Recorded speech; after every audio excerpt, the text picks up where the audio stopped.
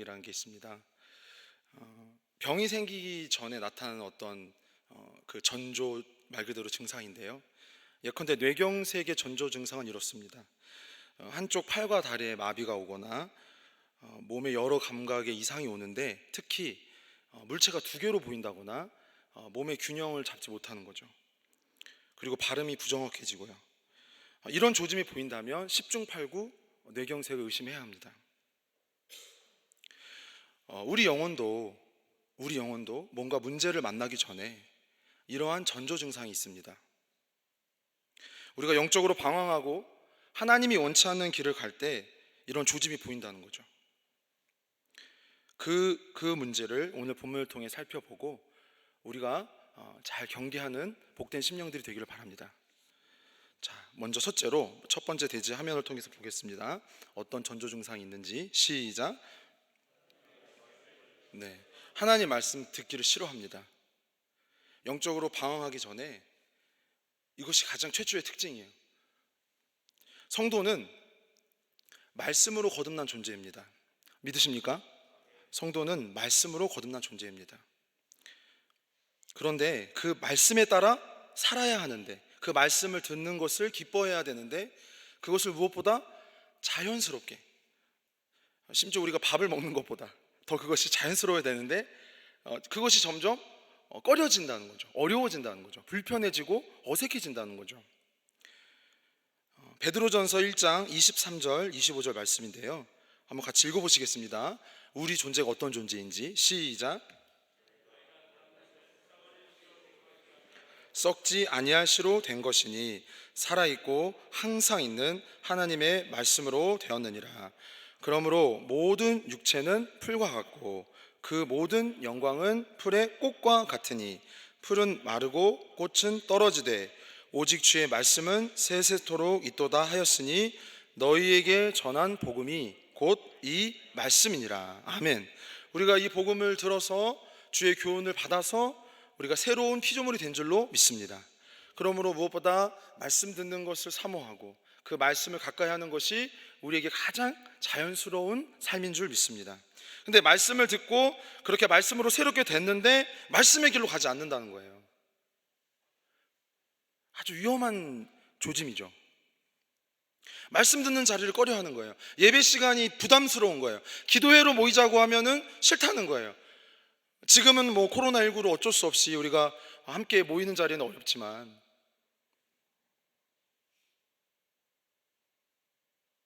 사사시대 이스라엘 백성이 그랬다는 거죠. 하나님을 믿지 않는 사람처럼 그 말씀을 듣지 않았다는 거예요. 하나님이 보낸 선지자를 통해서 또 그 사사를 통해서 돌아오도록 얘기하시고 경고하시고 말씀하셨지만 듣지 않는 거죠. 이것은 사실 광야 때부터 가나안 땅 목전의 신명기 말씀, 모세를 통해서 이미 경고하신 내용이기도 해요. 신명기 8장 12절에서 16절 말씀인데요, 한번 같이 읽어보시겠습니다. 시작. 네가 먹어서 배부르고 아름다운 집을 짓고 거주하게 되며 또 네 소와 양이 번성하며 내 은금이 증식되며 내 소유가 다 풍부하게 될 때에 네 마음이 교만하여 내 하나님 여호와를 잊어버릴까 염려하노라.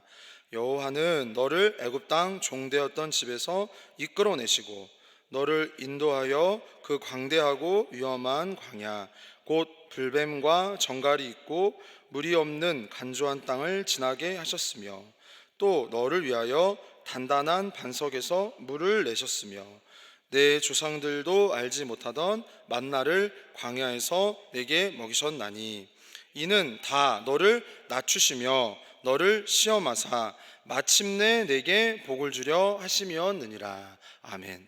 우리는 잘 아는 대로 그 출애굽 백성들은 애굽의 노예였습니다. 아무 소유도 아무 우양이나 은금도 소유하지 않았죠. 노예였어요. 근데 하나님이 그 종 모세를 보내서 유월절 어린 양 피로 구속해서 이제 자유민으로 하나님을 섬기는 백성으로 출애굽기 19장에 보면 제사장 나라로 그들을 구별하신 거죠. 그 약속의 땅 가나안에 들어가기 전에 이 신명기 말씀을 통해서 모세는 미리 보고 예언해서 경고해 준 거죠. 너희가 이 땅에 들어가 몸의 필요와 소유가 증식될 때 하나님께 불충성하고 하나님께 불성실할까 염려된다. 그것을 조심해라. 그들은 왜 그렇게 타락했죠? 왜 그렇게 하나님에 대한 마음이 신실하지 않았죠? 맘모니즘, 물욕주의 때문입니다.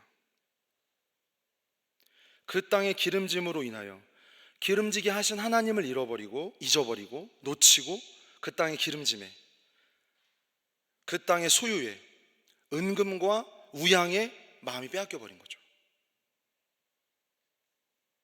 물론 사람은 물질이 필요합니다. 물질 중에 대표적인 물질, 꼭 필요한 물질이 뭐예요? 물입니다. 물. 사람은 몸의 70%가 물로 되어 있죠. 해서 하나님이 광야 시절에 손꼽으시는 기적 중에 하나가 뭡니까? 앞서 신명기 말씀에서 봤듯이 반석에서 물을 내셨죠. 너를 위하여 단단한 반석에서 물을 내셨으며, 여기에서 분명히 우리가 깨달아야 되는 내용이 무엇입니까? 하나님이 너를 위해 반석을 깨뜨려서 물을 내주셨다는 거죠. 물을 얻을 수 없는 곳에서, 양식을 구할 수 없는 곳에서 하나님이 물을 주시고 만나를 주셨다는 거죠. 여러분, 하나님은 우리의 몸의 필요와 쓸 것을 공급해 주시는 분입니다. 믿으십니까? 그래서 바울은 뭐라고 그랬어요? 죄송하지만 따라해 볼까요? 먹을 것과 입을 것이 있은즉 족한 줄로 알 것이니라. 할렐루야. 그러니까 우리의 부르심에 대해서, 우리의 부르심이 그러하기 때문에, 약속의 땅에 보내셔서 그 이방 나라들 가운데에서 어떠한 특수한 사명이기 때문에 그렇게 명령하신 거거든요. 물질에 치우치지 말라고, 물욕주의에 빠지지 말라고, 소유의 어떠함이 너의 생명을 좌우하거나 결정하지 않는다고. 믿으십니까? 다시 한번 우리가 한번 따라해 보실까요? 먹을 것과 입을 것이 있은즉 족한 줄로 알 것이니라. 한번 지금 물어보세요. 자기 영혼한테. 정말 먹을 것과 입을 것이 있어서 만족하십니까? 아니면 불만족스러웁니까? 그거를 이 시간 점검하셔야 돼요. 그래야 내가 말씀에 멀어진 마음, 말씀 앞에 신실하지 않으려고 하는 마음, 말씀이 들리지 않는 문제, 말씀에 대하여 내가 민첩하지 않는 것이 거기에 결려있는 거죠. 내가 무력주의에 빠져서 소유의 은금이 증식되는 것에 내가 현혹돼 버리면, 자족하지 않으면, 주신 것에 감사하지 않으면, 그것을 위해 하나님을 위해 그것을 쓰지 않는다면 우리는 말씀에 대해, 나를 거듭나게 하실 그 말씀에 대해 마음이 점점 멀어지게 된다는 거예요.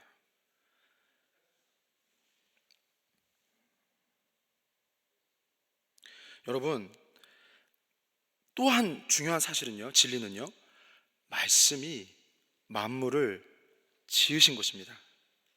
자, 다시 한번요.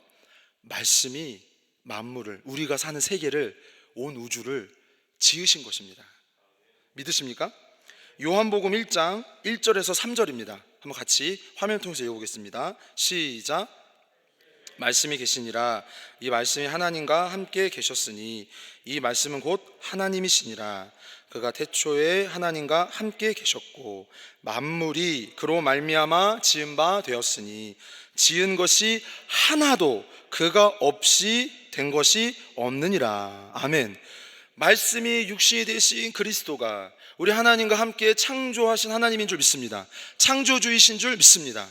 그 하나님이 이 만물을 지으실 때 만물의 그 어느 것이라도 하나님 없이, 하나님의 명령 없이, 하나님이 이르신 것 외에 된 것이 없다는 거죠. 광야든 약속의 땅이든 가난할 때에든 부유할 때에든 성도는 말씀이 이 모든 것을, 나를 이루었다는 것을 받아들여야 하는 줄 믿습니다. 광야에서든 약속의 땅에서든 가난할 때에서든 부유할 때에서든 말씀이 나를 이루었다는 것을 받아들이시기 바랍니다. 만물을 이루신 하나님, 그 믿음으로 이 세계를 이해하고 여러분의 비전을 점검하시기 바랍니다. 난 지금 무엇을 바라보고 나아가는가? 난 지금 무엇을 위해 살고 있는가? 히브리서 11장 3절인데요. 한번 같이 읽어보시겠습니다. 히브리서 11장 3절, 현대인의 성경입니다. 시작.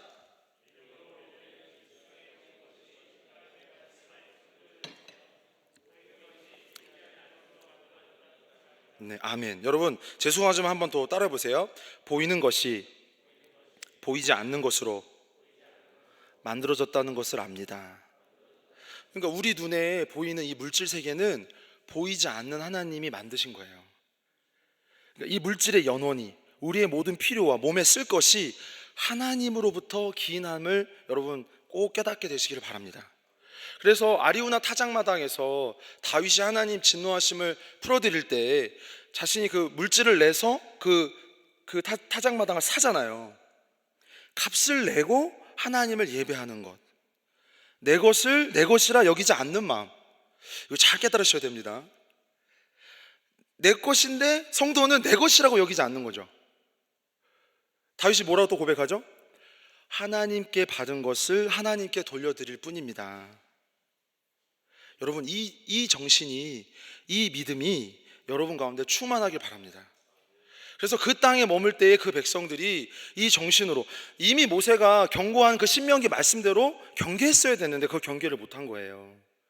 우양과 은금과 그 집이 생기고 땅이 넓어지니까 그 마음이 민첩해지지 못한 거예요. 말씀을 주셔서 나를 거듭나게 하시고 하나님의 창조의 역사, 구원의 역사로 그 도구로, 역군으로 나를 부르셨는데, 이 나라가, 우리가 그 이후로 존재하는데 우리가 은금이 증식되고 우양이 많아지고 토지가 넓어지니까 망각해버린 거죠. 말씀하신 하나님을 물질보다 뒤로 하고 내 작은 소유, 내 것이라고 여기고 포기 못하는 그 탐욕이 말씀에 대한 민첩함을 점점 둔하게 만든다는 거죠.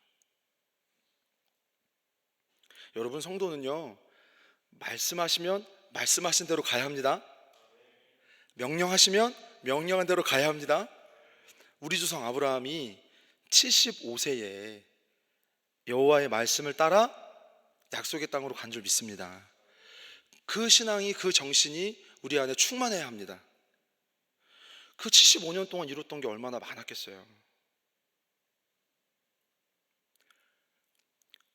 근데 말씀하신 대로 너는 본토와 친척과 아버지의 집을 떠나 내가 너에게 이르는 땅으로 가라.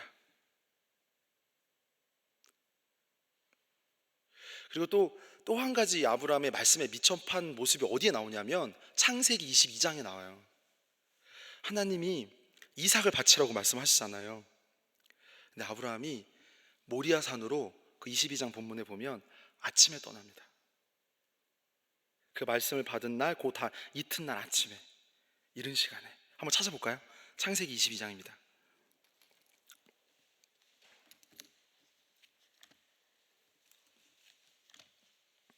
창세기 22장입니다.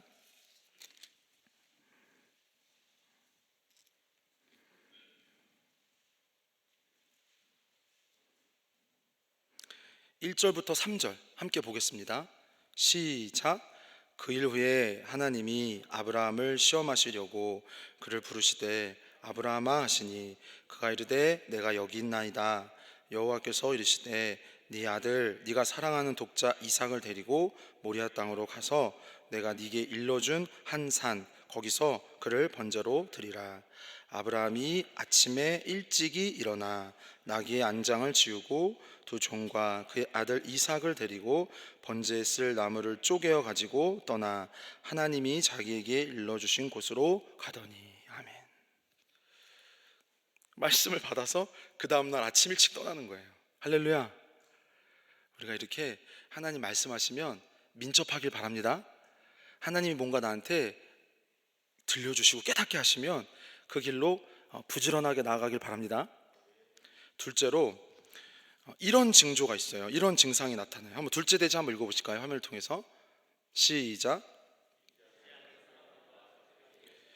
이 의미는 잘 차분히 생각해 봐야 합니다. 왜냐하면 우리 믿는 자는 언제나 소수이기 때문에 불신자들과 불가피하게 여러 가지로, 여러 면으로 지낼 수밖에 없어요. 그렇죠? 그렇지 않으려면 산속에서 혼자 살아야 돼요. 그렇죠? 그러니까 잘 이해하셔야 돼요. 마태복음 5장 13절 15절 말씀인데요, 한번 같이 읽어보겠습니다. 우리 존재가 믿지 않는 사람이 다수라 할지라도 우리 존재가 다르다는 얘기인데요, 한번 같이 읽어보시죠. 시작. 소금이니 소금이 만일 그 맛을 잃으면 무엇으로 짜게 하리요? 후에는 아무 쓸데없어 다만 밖에 버려져 사람에게 밟힐 뿐이니라. 너희는 세상의 빛이라. 산이 있는 동네가 숨겨지지 못할 것이요, 사람이 등불을 켜서 말 아래 두지 아니하고 등경 위에 두나니 이러므로 집안 모든 사람에게 비치느니라. 아멘. 우리 믿는 사람은요, 등불과 같은 거예요. 할렐루야. 그러니까 여러분, 등대가요, 아주 망망대해 칠흑 같은 어둠에 작은 불빛으로도요 큰 배를요 안전하게 항구로 인도합니다. 성도는 그와 같은 존재라는 거예요. 여러분 믿으십니까? 점점 어두워지고 있어요. 세상은 지금요 점점 더 어두워지고 있어요. 그렇기 때문에 우리가 그 말씀으로 거듭나 이 세상의 소금과 빛이다라고 우리를 정의하신 하나님의 뜻에, 그렇게 부르신 하나님의 뜻에 여러분 깨어 있으시길 바랍니다. 무슨 얘기죠? 거룩한 부담감이라는 거죠. 거룩한 부담감. 그들의 시선을 의식해서 두려워하고 막 전전긍긍하라는 게 아니라, 주여 내가 오늘 세상의 소금으로 살 수 있는 능력을 주시옵소서. 주여 오늘 내가 세상의 빛으로 살 수 있는 지혜를 주시옵소서. 이러한 소망이, 간구가 여러분 가운데 충만하길 바랍니다. 그것이 바로 하나님께서 우리에게 원하시는 그 땅으로 우리에게 그 복을 주시는 그 궁극적인 목표라는 거예요. 그냥 머물러 앉아서 배부르게 먹고 편하게 살라고 우리에게 그런 복을 주신 게 아니라, 내가 너에게 이 복을 베푸는 것은, 네가 노력하지 않은 그 의향과 은금과 소유와 재물을 준 것은 네가 이 땅의 소금과 빛의 사명을 감당하기 위함이다. 할렐루야. 근데 그렇게 복을 주신 이유에 대하여 그게 부담스럽다고, 그게 정말 받아들이기 어렵다고 만약에 그냥 뒤로 자꾸 늦추면 직무유기죠. 직무유기.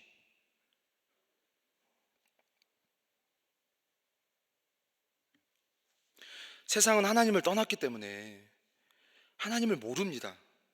지금 세상은 하나님을 모르는 거예요. 여러분 모르니까 그런 엠벙방 같은 사건이 있는 거예요. 그렇게 생각하시면 돼요.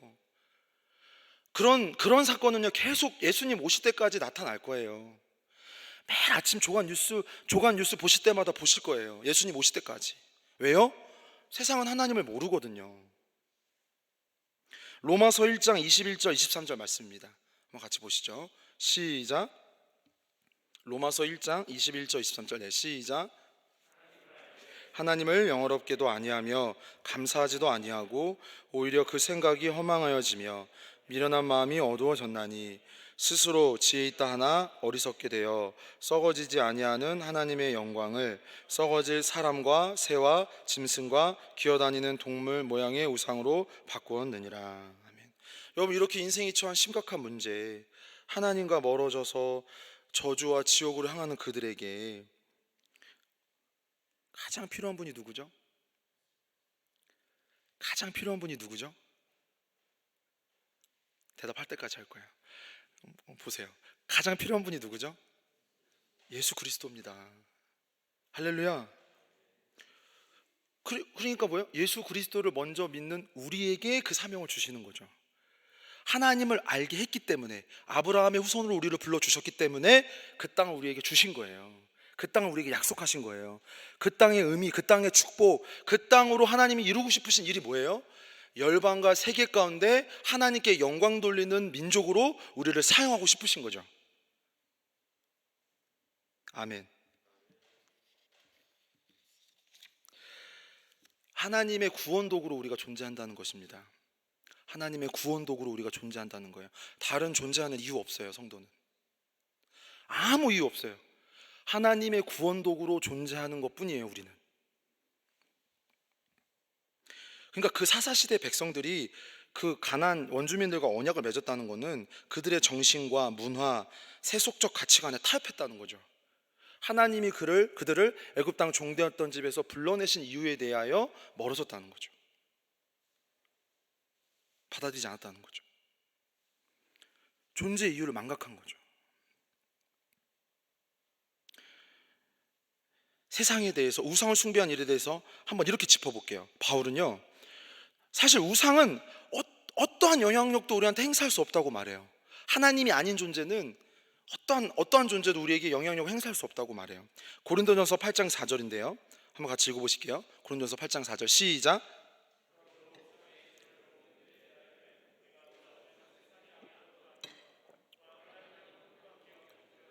아멘. 여러분, 바울이 뭐라고 말합니까?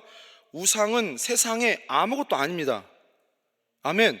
우상은 세상에 아무것도 아닙니다. 하나님은 한 분밖에 없습니다. 우리가 이 시간에 우리가 함께 예배하는 우리 이 하나님 한 분뿐입니다. 예수 그리스도뿐입니다. 할렐루야. 그럼 그들 속에 우리를 두신 이유가 뭐죠? 절대 다수의 그 우상 숭배하는 사람 속에 우리를 두신 이유가 뭐죠? 애굽 땅 종되었던 집에서 유월절 어린 양의 피로 그 백성을 구속하사 약속의 땅으로 인도하신 이유가 뭐죠? 그들을 일깨우고 선도하라. 그들에게 살아계신 하나님이 누구인지 알게 하라. 예수 그리스도의 구원의 복된 소식을 알리라. 그거 왜 우리가 존재하는 이유가 무엇입니까? 그거 왜 우리가 밥 먹는 이유가 뭐죠? 그거 왜 우리가 무슨 삶의 이유가 있죠? 죄송하지만 있다면 여러분 점점 사사시대 백성으로 되어가고 있다는 겁니다. 경종을 울리시기 바랍니다. 신명기 4장 5절 6절입니다. 우리가 이 땅에 존재한 이유는 이것뿐인 거예요. 한번 같이 읽어보시죠. 시작. 하나님 여호와께서 명령하신 대로 규례와 법도를 너희에게 가르쳤나니 이는 너희가 들어가서 기업으로 차지할 땅에서 그대로 행하게 하려 함인즉 너희는 지켜 행하라. 이것이 여러 민족 앞에서 너희의 지혜요 너희의 큰 지식이라. 그들이 이 모든 규례를 듣고 이르기를 이 큰 나라 사람은 과연 지혜와 지식이 있는 백성이로다 하리라. 아멘. 할렐루야. 여러분, 얼마나 영광스럽고 복된 일입니까? 우상은 아무것도 아니고 하나님은 한 분뿐인 줄로 믿습니다. 우리가 예배하는 하나님, 예수 그리스도, 우리가 먼저 믿게 되었으니 이 예수 그리스도를 위해서 그 나라를 전파하고 이 산소망을 알리기 위해 여러분의 모든 것을 쏟아붓는 지혜로운 백성들 되기를 바랍니다. 하나님 감사합니다. 우리가 호흡하고 사는 이유가 생명을 전하는 일 그것뿐인데 우리가 사사시대 백성처럼 은금과 소유와 우양의 마음 빼앗겼다면 용서해 주시옵소서. 이 시간 회개하고 하나님 앞에 우리를 부르신 그 연유에 집중하고 온전히 헌신할 수 있도록 주여 은혜 베풀어 주시옵소서. 예수님 이름으로 간절히 기도합니다.